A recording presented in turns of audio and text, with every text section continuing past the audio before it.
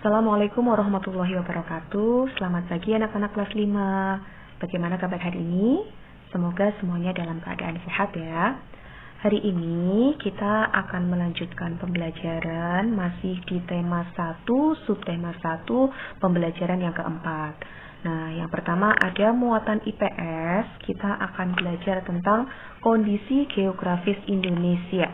Nah, kondisi geografis wilayah Indonesia itu berupa kepulauan ya, dengan 2/3 wilayahnya itu berupa perairan ya.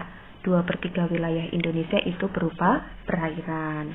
Nah, yang lainnya itu berupa pulau-pulau, ada yang pulau besar dan pulau kecil.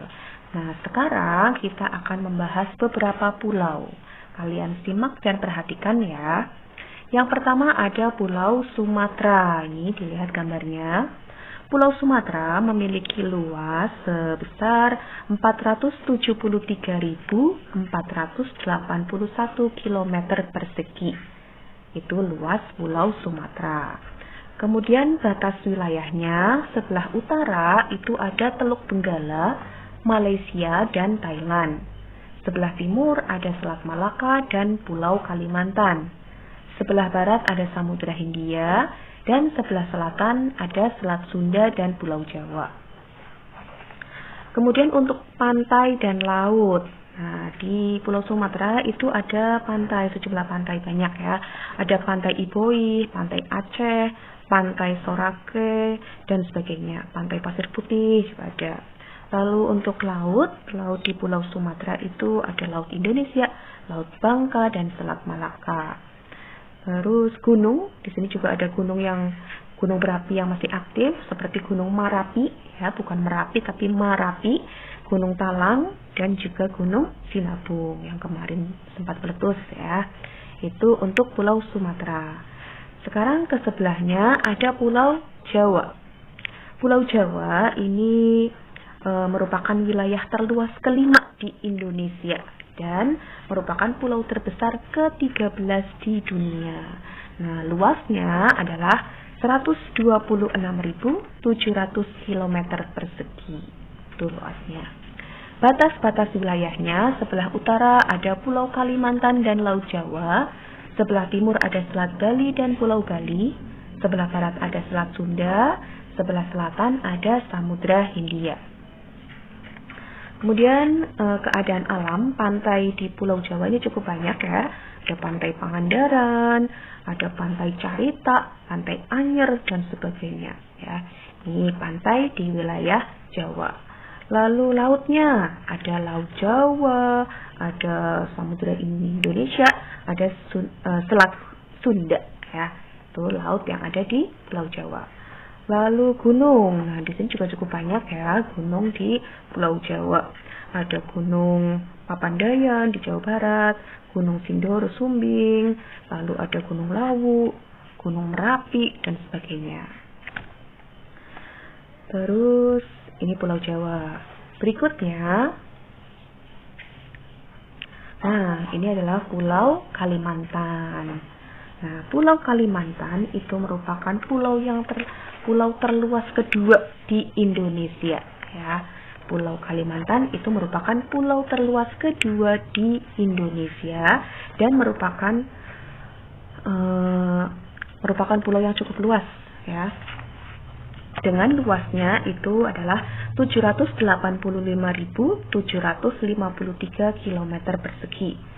Dengan batas wilayahnya sebelah utara ada Malaysia, Brunei, Laut Tiongkok, lalu sebelah timur ada Selat Makassar dan Pulau Sulawesi.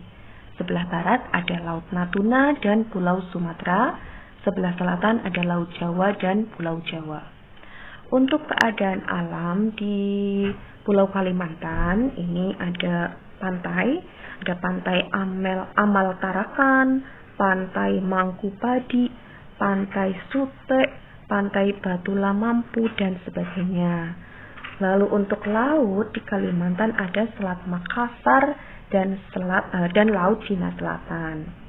Lalu untuk dataran rendah di Pulau Kalimantan ini ada dataran rendah Kapuas dataran rendah di antara pegunungan Mullet dan Squanner dengan pegunungan Maratus. Nama gunung di Kalimantan ada Gunung Palung, Gunung Bukit Raya, Gunung Liang Pran, Gunung Halau-Halau. Nah, ini baru kita dengar ya nama-nama gunung yang ada di Pulau Kalimantan. Berikutnya ada Pulau Sulawesi. Nah, Pulau Sulawesi ini memiliki batas wilayah sebelah utara itu Laut Sulawesi dan Filipina. Sebelah timur ada Laut Maluku dan Kepulauan Maluku. Sebelah barat ada Selat Makassar dan Pulau Kalimantan. Sebelah selatan ada Laut Flores dan NTT. Pulau Sulawesi ini merupakan pulau terbesar keempat setelah Kalimantan. Ya, yang pertama Kalimantan, Papua, Sumatera. Nah, yang keempat adalah Sulawesi. Terus untuk batas-batas tadi sudah. Dataran rendah. Dataran rendah di Provinsi Sulawesi Selatan itu terdapat di wilayah bagian selatan dan pesisir pantai seperti Maros, Pangkep, Baru, Parepare, Pinrang, Polmas, Majene, dan sebagainya. Nama laut di Sulawesi ada Selat Makassar, Laut Flores, dan Laut Banda. Lalu nama pantainya ada Taman Nasional Wakatobi. Nah, ini terkenal sekali ya, Wakatobi. Pantai Nirwana, Pantai Lakeba, Pantai Kamali, Pantai Walang Kabula. Ini masih asing di telinga kita ya. Lalu di Sulawesi juga banyak sekali gunung-gunung ya. Ada Gunung Ambang, Gunung Awu, Gunung Bawakareng, dan sebagainya.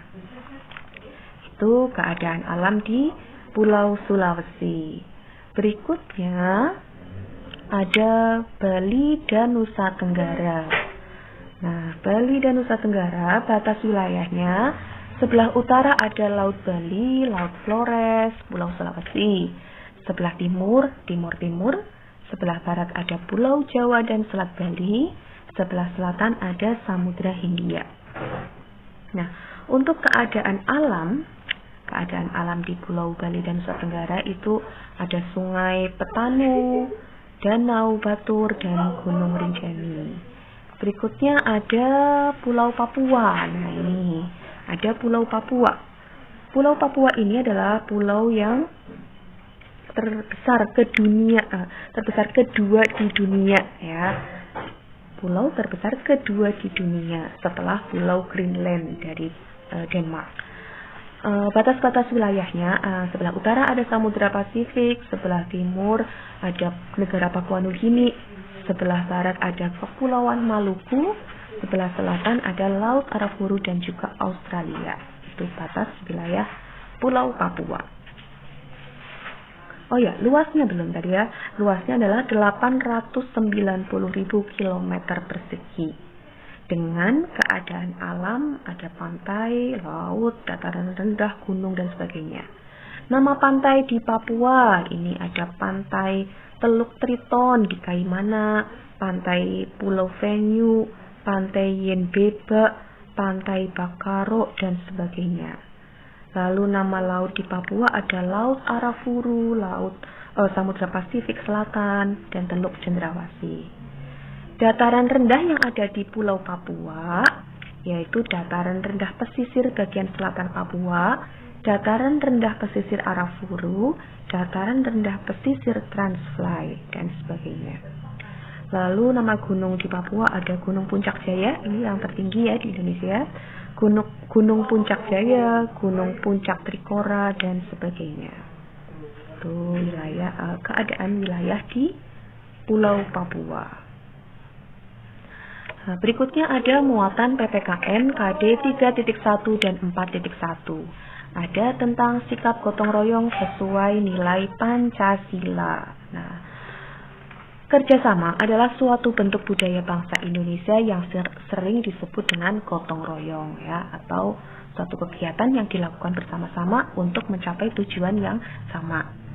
Dengan gotong royong, masyarakat itu memiliki tujuan yang sama untuk mewujudkan kepentingan bersama tanpa mempedulikan perbedaan suku maupun golongan.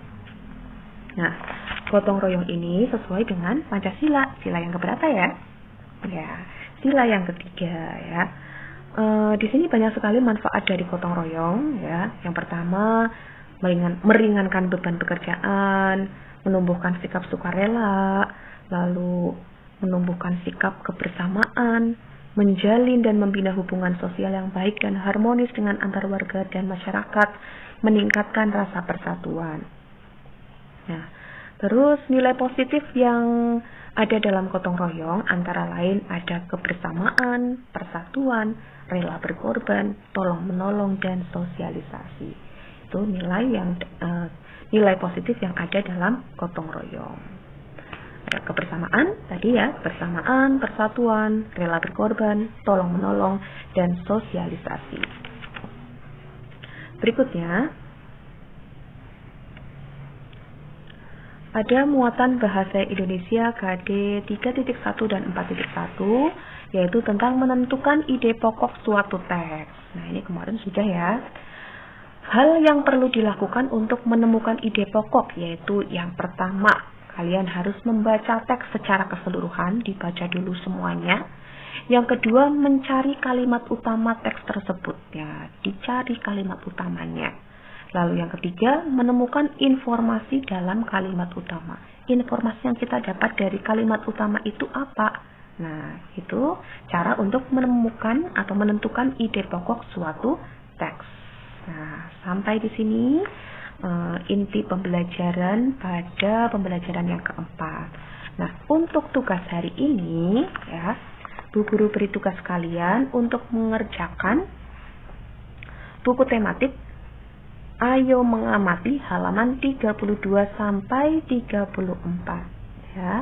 Ayo Mengamati halaman 32 sampai 34 kalian kerjakan di buku tematik ya.